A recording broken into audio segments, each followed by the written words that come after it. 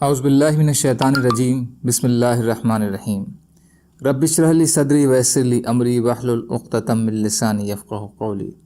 ریاض الصالحین حصہ اول، عبادت کی اہمیت، دنیا کم حاصل کرنے کی ترغیب اور فقر کی عظمت۔ احادیث نبوی صلی اللہ علیہ وسلم۔ حضرت عمرو بن عوف انصاری رضی اللہ تعالی عنہ سے روایت ہے کہ رسول اللہ صلی اللہ علیہ وسلم نے حضرت ابو عبیدہ بن جراح رضی اللہ تعالی عنہ کو بحرین بھیجا کہ وہاں سے جزیہ وصول کر کے لائیں۔ چنانچہ وہ بحرین سے مال لے کر آئے اور انصاری رضی اللہ تعالی عنہ نے ابو عبیدہ کے آنے کی خبر سنی تو وہ سب رسول اللہ صلی اللہ علیہ وسلم کے ساتھ فجر کی نماز میں آ پہنچے۔ جب رسول اللہ صلی اللہ علیہ وسلم نے نماز پڑھائی اور آپ واپس جانے لگے تو وہ آپ کے سامنے آ گئے۔ آپ صلی اللہ علیہ وسلم نے جب انہیں دیکھا تو مسکرائے اور پھر فرمایا، میرا خیال ہے کہ تم نے سن لیا ہے کہ ابو عبیدہ بحرین سے کچھ مال لے کر آئے ہیں۔ انہوں نے کہا، ہاں یا رسول اللہ۔ آپ صلی اللہ علیہ وسلم نے فرمایا، اصل میں مال آیا ہے، اس لیے تم خوش ہو جاؤ اور خوشی کی چیزوں کی امید رکھو۔ اللہ کی قسم، مجھے تمہارے بارے میں فقر سے اندیشہ نہیں کہ وہ تمہارے بگاڑ کا سبب بنے، لیکن یہ اندیشہ ضرور ہے کہ تم پر دنیا فراخ کر دی جائے جیسے تم سے پہلے لوگوں پر کی گئی تھی، پھر تم اس میں اسی طرح رغبت کرو جیسے انہوں نے کی تھی، اور یہ چیز تمہیں بھی ہلاکت میں ڈال دے جیسے اس نے ان کو ہلاکت سے دوچار کیا۔ بخاری اور مسلم۔ فائدہ، اس سے یہ معلوم ہوا کہ کسی شخص یا قوم یا فاقہ و تنگدستی میں پھنس جانا دین کے لحاظ سے اتنا خطرناک نہیں جتنا مال و دولت کی فراوانی خطرناک ہے۔ اس لیے اس میں نبی اکرم صلی اللہ علیہ وسلم نے اپنی امت کو مال و اسباب دنیا کی خوشحالی سے ڈرایا ہے تاکہ وہ اس فتنے کی خطرناکی سے اپنا دامن بچا کر رکھیں۔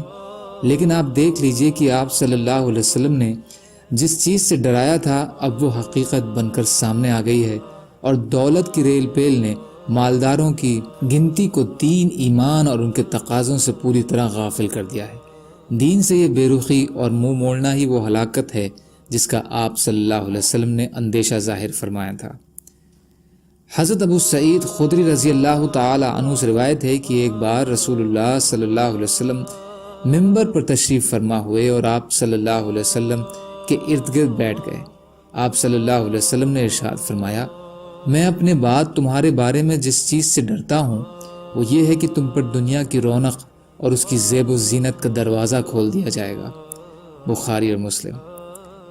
پورو راوی سے ہی روایت ہے کہ رسول اللہ صلی اللہ علیہ وسلم نے فرمایا، بے شک دنیا میٹھی اور شاداب ہے تو یقیناً اللہ تعالیٰ اس میں تمہیں جانشین بنا کر دیکھے گا کہ تم کیسے عمل کرتے ہو، تو تم دنیا کے فریب سے بچو اور عورتوں کے فتنے اور اس کے مکر سے بچو۔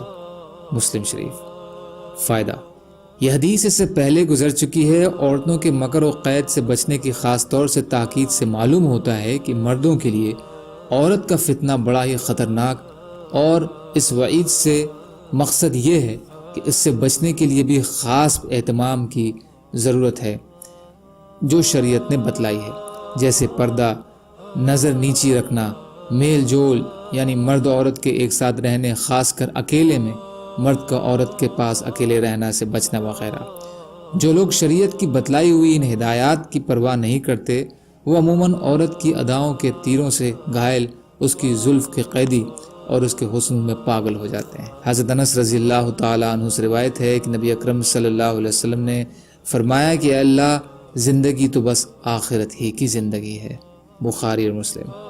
فائدہ، نبی صلی اللہ علیہ وسلم نے 2 موقعوں پر یہ ارشاد فرمایا ہے کہ وقت جب مسلمان اپنے بچاؤ کے لیے بڑے مشکل حالات اور تنگدستی کے خندق کھود رہے تھے، جس سے مقصد مسلمانوں کو صبر اور حوصلہ کی تلقین تھی کہ ان کٹھن حالات سے گھبرانے کی ضرورت نہیں ہے، یہ کچھ روزہ تکلیف اور مشقت ہے، اس کے بعد آخرت کی زندگی ہے، اور اصل حقیقی زندگی بھی وہی ہے کیونکہ وہ ہمیشہ ہمیشہ کی ہے اور اس کا آرام بھی ہمیشہ کا ہے۔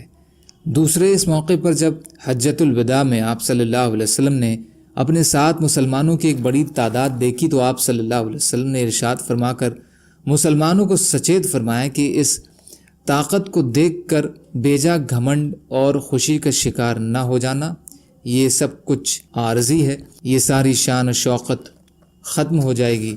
اصل زندگی تو آخرت کی ہے، اس کے سدھار کے لیے بھرپور کوشش کی ضرورت ہے۔ سبحان اللہ و بحمدہ، سبحانک اللہم و بحمدک، اشہد ان لا الہ الا انت، استغفرک و اتوب الیک۔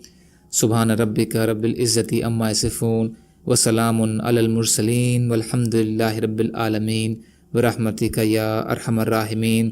لا الہ الا اللہ محمد رسول اللہ۔